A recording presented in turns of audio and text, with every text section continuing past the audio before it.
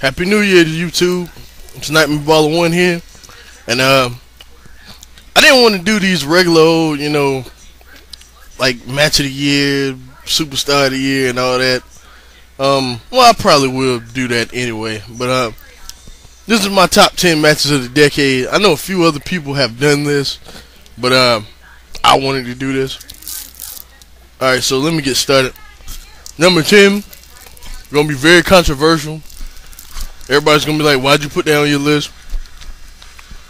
My number 10 was AMW versus Triple X. Like, that feud has been going on since the beginning of TNA. And, the 6 sides of steel, by the way. That feud has been going on since the beginning of TNA, like I said. And, they needed something to boil over. And this was like the perfect blow-off match. And the losing team had to split up afterwards, even though they bought back Triple X, but whatever. And that's a spoiler, Triple X lost. And Elite Skipper performed the craziest spot I still have ever seen in my life to this day. Like, if you've never seen this, I don't know what rock you've been living under, but I think it was Chris Harris.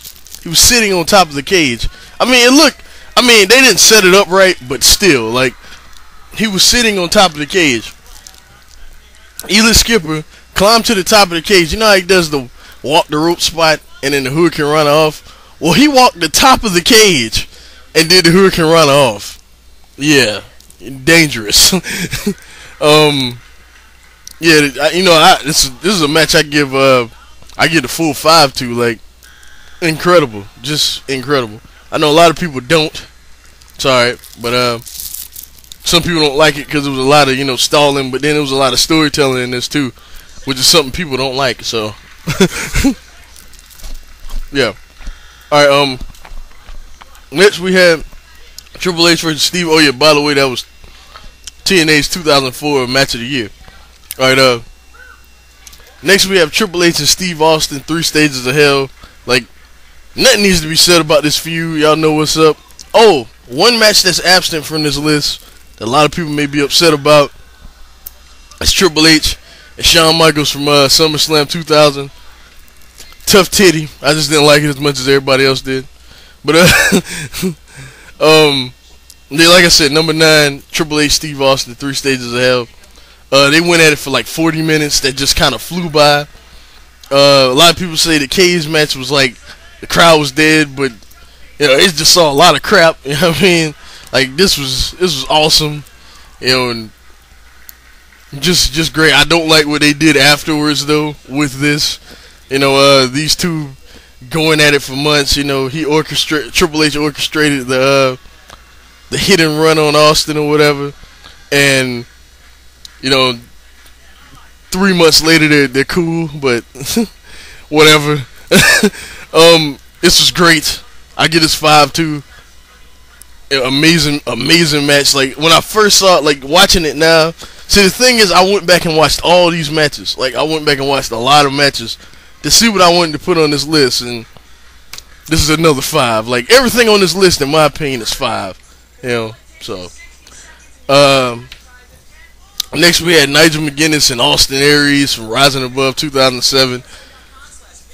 Good God, like, Nigel's cut on his eye. The lariat that Aries took when he flipped outside of the ring.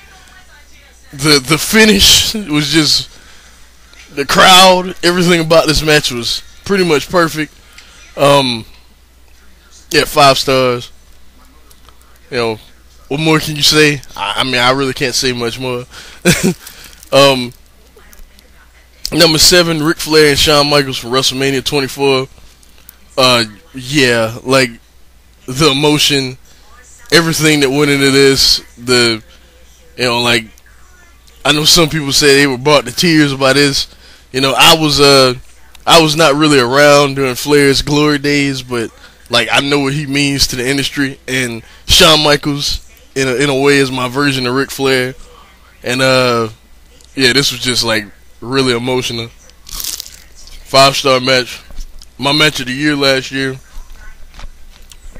Like, just incredible. I can't stress it enough. Like, that image of Shawn I'm sorry, I love you. And then the super kick, something I just always remember. Alright, then next we had Kenta Kobashi versus Jun Akiyama from 2004. Yeah, like, this was, yeah. Like, I cannot stress enough, like, this match is just insane. Just, you must be seen. Yeah. That's all I'm gonna say. 5, definitely. Number 5 is the Ladder War. Ladder War, y'all know what's up. Everybody that was on Skype that night know what's up. Ask anybody, you know what I'm saying, that was in that call, you know, whether it be True Slayer or Instant Classic 8 or whoever else, they will tell you that that was a special night. That entire pay-per-view was a special night, but that match in itself was just, yeah, that was, yeah, that was a special night. 5 stars, definitely. The perfect feud ended. You know, that was the feud of the year in 2007. That was my match of the year in 2007. Yeah, man, just nuts, just crazy. Alright, and number 4 was Kobashi and Misawa from, I want to say, I didn't look up the dates, but I want to say 2003. It could be 2002. I think it was 2003. Match was nuts. Tiger suplex off a ramp. Nuts, pretty much. Just probably Misawa's last 5-star match. You know what I mean? Like, this was just insane. Like, oh. Yeah, 5. I'm sorry, this ain't the best review of all these matches, but hey. You know, I think this match was like 30 minutes too, and that it also flew by. Like, it didn't feel long at all. It didn't feel, you know, like no parts of this, you know, seemed rushed. It was all just flowed together. The ending was timed perfectly. Just, this was perfect. You know what I mean? Then we had Joe Punk 2. No, that's my number 3. CM Punk's best match of his career. One of probably Samoa Joe's best match of his career. Oh yeah, another match people are gonna be pissed isn't on here is the Unbreakable 3-Way. Even though I do consider that match the best wrestling match in the history of TNA, I'm just explaining now. I put AMW and Triple X on here because I was more emotionally invested into that match. You know what I mean? Because I was a big TNA fan, and I'm starting to warm up to it again, even though there's some things that do bother me.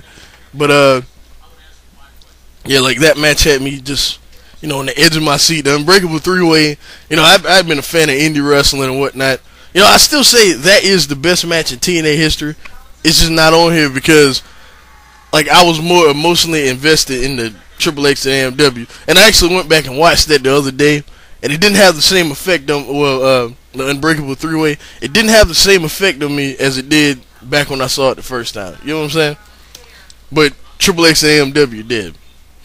And it's way less spots. And everyone's going to disagree, and you know what? I don't give a shit. But, yeah, Joe Punk 2, best match of CM Punk's career, 60-minute draw that I forgot. I didn't even notice, like, honestly, like, when the match was over and it said draw, because I didn't know the result. Back then, I used to try and stay away from spoilers, you know what I mean? And, like, and I know everybody was talking about it. I didn't want to know the result. I just stayed away from Ring of Honor's site and all wrestling sites before I saw that match. And, it just flew by, honestly. Like, it didn't even seem that long. Okay, I'm running out of time here. Number 2, the Dragon Gate 6-man. The third best tag match I've ever seen. Just the best match in ROH history. Must be seen to be believed. The last 15 minutes of this match is just boom, boom, boom, boom, boom. You know what I mean? It never, ever stops. Ever stops, okay? Never stops. 5-star match. Best match in ROH history. Oh yeah, Joe Kobashi isn't on here either. Yeah, number 1, Taker versus Shawn Michaels. If you need an explanation, just watch the video I made. Taker versus Shawn Michaels, WrestleMania 25. I think that's the title.